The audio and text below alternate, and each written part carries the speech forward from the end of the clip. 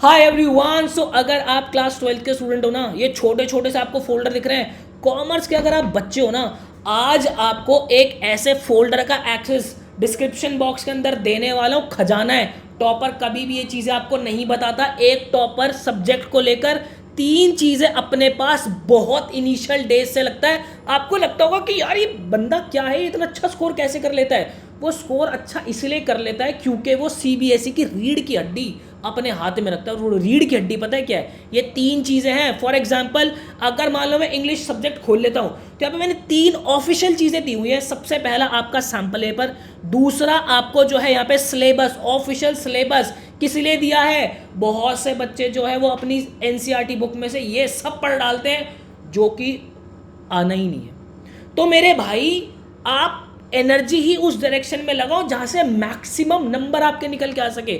Official syllabus, official sample paper और blueprint या फिर मार्किंग स्कीम। ध्यान से समझना मैं क्या कह रहा हूं। अगर मान लो मैं सैंपल पेपर खोल लेता हूं ऑफिशियल, ठीक है, प्रीवियस ईयर का सैंपल पेपर खोल लिया। अब यहां पे आपने देखा कि सेक्शन बी के अंदर, मैं थोड़ा सा जूम करके दिखाता हूं आपको। सबसे पहले तीसरे नंबर पे जो है मुझे यहाँ पे एक नोटिस मिल रहा है। तो यहाँ पे मैंने देखा कि तीसरे नंबर पे मुझे नोटिस मिल रहा है, और पार्ट के अंदर मुझे क्या मिल रहा है, और पार्ट के अंदर भी मुझे नोटिस मिल रहा है।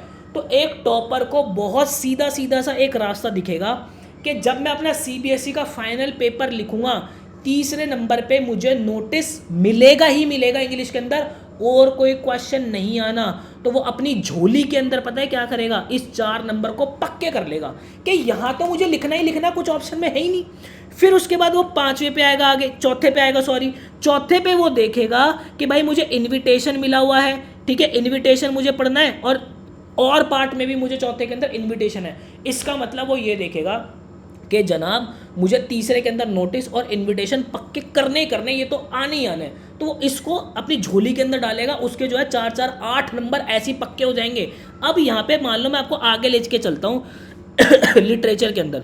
लिटरेचर के अंदर उसने देखा कि 7वें नंबर से मेरे लिटरेचर पार्ट स्टार्ट होगा, 7वें क्वेश्चन से, और सबसे पहले मुझे एक एक्सट्रैक्ट मिलना है। तो अपने एक्सट्रैक्ट की प्रैक्टिस करेगा। उसके माइंड को ये बात पहले ही पता होगी जब वो फाइनल पेपर लिखेगा ना कि 7वें नंबर पे तो एक एक्सट्रैक्ट आना है। आपको अंदर से इंटरनली इतनी हिम्मत मिल जाती है, आपको पता होता है कि आगे अगला क्वेश्चन जो है मेरा किस टाइप का आना है। मैं ये नहीं कहूँगा कि कौन सा क्वेश्चन आना है, बट किस टाइप का आना है, उससे भी आपके ब्रेन को बहुत क्लैरिटी मिलती है। और एक जो टॉपर होता है ना, उनको ये बातें हमेशा पता होती है। हमारी सबसे बड़ी गलती पता है क्या होती है? हम ना प्रीवियस ईयर सैंपल पेपर देखते, ना हम उसकी मार्किंग स्कीम देखते, ना हम जो है अपना सिलेबस को साथ रखते, तो हमें पता ही नहीं होता। हमें ये लगता है चैप्टर पूरा किया, उसके जो है एक्सरसाइज के क्वेश्चंस कर लिए, उसके एक आधे जो है सैंपल पेपर्स के क्वेश्चन सॉल्व कर लिए, एक्स्ट्रा कुछ पब्लिशर के क्वेश्चन सॉल्व कर दिए, तो हमारा बेड़ा पार है। ये रीढ़ की हड्डी नहीं है। रीढ़ की हड्डी पेपर, पूछ किस डायरेक्शन में रहा है, पूछना क्या क्या चाहता है, यही आपको पता होना चाहिए। साथ ही साथ अब देखो मेरी बात, अब मेरी बात ज़रा ध्यान से समझो यहाँ पे। अब अगर मैं यहाँ पे आपको जो है मार्किंग स्कीम खोल के दे दूँ इसकी, तो आपको ये पता है कि सेक्शन बी के अंदर जो मुझे 4 नंबर मिलेंगे ना मेरे मालिक, ध्यान से समझना, यहाँ पे आपको कोई ये बातें बताएगा नहीं। 1 नंबर आपका फॉर्मेट का है। नोटिस का क्या फॉर्मेट है? आपके दिमाग में जो है भूसा भर देते लोग, ये फॉर्मेट कर लो, इसकी डिटेल वहाँ डाल दो, डेट को यहाँ लिख दो, वो लिख दो, सब बकवास बात है। एक टॉपर सीबीएसई को कायदे से फॉलो करेगा। सीबीएसई ने दे रखा है कि सबसे पहले नेम ऑफ द ऑर्गेनाइजेशन आएगा, उसके नीचे नोटिस आएगा। बहुत से बच्चे होते हैं पहले नोटिस लिखेंगे फिर जो है नेम ऑफ द ऑर्गेनाइजेशन लिखेंगे, नंबर गलत आपके कट जाएंगे। डेट को जो है बच्चे राइट हैंड साइड लिख देते हैं, जो कि सीबीएसई आपको नहीं देता। फिर उसके बाद हेडिंग आने, फिर डिटेल आने, और लेफ्ट हैंड साइड आपके सिग्नेचर आने और डेजिग्नेशन आपको डालनी है। ये करेक्ट फॉर्मेट के जो है आपके 1 नंबर है, और जो कंटेंट आप लिखोगे उसके 2 नंबर है, और एक्यूरेसी के जो है आपका 1 नंबर है। तो यहाँ पे 4 नंबर का नोटिस से आपको क्लैरिटी तो होनी चाहिए कि कितने पार्ट को लिखने पर मुझे कौन कौन सा नंबर मिलेगा। ये जब सारी चीज़ें आपको पता चलती है ना, तब आप एक ढंग का स्कोर करते हो मेरे भाई। ये टॉपर्स आप लोगों को नहीं बताएंगे। आगे सुन लो मेरी बात, यहाँ पे देख लो, ये जो आर्टिकल राइटिंग आई हुई है, सबसे पहले ऊपर टाइटल लिखना है, फिर बाय लाइन आने, फिर इंट्रोडक्टरी आपका पैरा आ रहा है, फिर जो पैरा 1 या 2 जो भी कंटिन्यू होएगा, एंड में कंक्लूजन। इसी के नंबर है, इसी के नंबर है। यहाँ पे आ जाओ, देखो फॉर्मेट का 1 नंबर, कंटेंट के 2 नंबर, ऑर्गेनाइजिंग का 1 नंबर, एक्यूरेसी और स्पेलिंग ग्रामर का आपका 1 नंबर।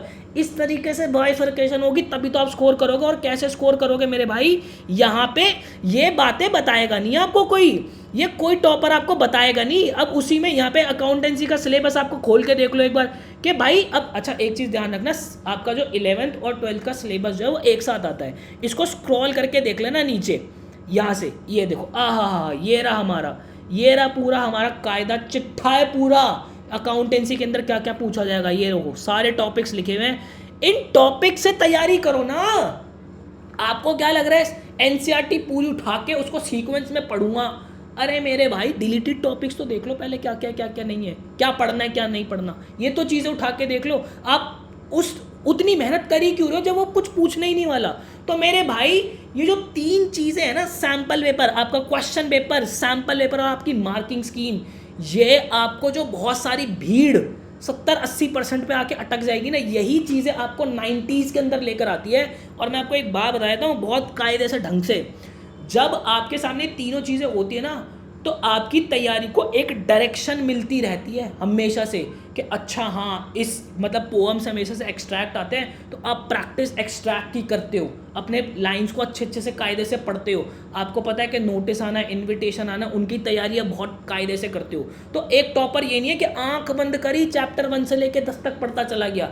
एक टॉपर अपने पास में 3 चीज़ें हमेशा से रखेगा। ये बात आपको कोई नहीं बताएगा। जाते जाते एक बात बता रहा हूँ, डिस्क्रिप्शन बॉक्स के अंदर अगर आप कॉमर्स के बच्चे, accountancy, applied maths, business studies, core maths, economics और इंग्लिश, ये सब डले हुए हैं एक लिंक के अंदर। पूरा फोल्डर मैं आपको दे रहा हूँ, इन चीज़ों को डाउनलोड करके प्रिंट आउट निकलवा लेना।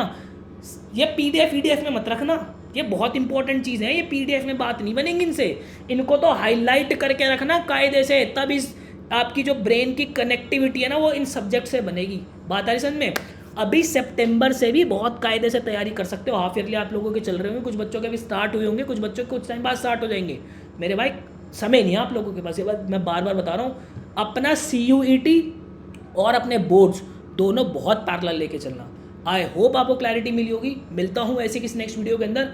इस चैनल पे ना बेस्ट ऑथेंटिक जेन्युइन कंटेंट ही अपलोड होगा। फालतू की बकवास ना हम करने में बिलीव रखते हैं कि टाइटल थंबनेल कुछ और ही दे दिया है और वीडियो कुछ और ही चल रही है। ऐसा कभी भी नहीं होगा। तभी चैनल को सब्सक्राइब करके रखना जब आपको ऑथेंटिक कंटेंट ही चाहिए हो, नहीं तो भाई नाटकबाजी तो बहुत लोग कर ही रहे हैं। मिलता है ऐसे किसी नेक्स्ट वीडियो के अंदर। मुझे दीजिएगा इजाज़त। Till then bye and take care.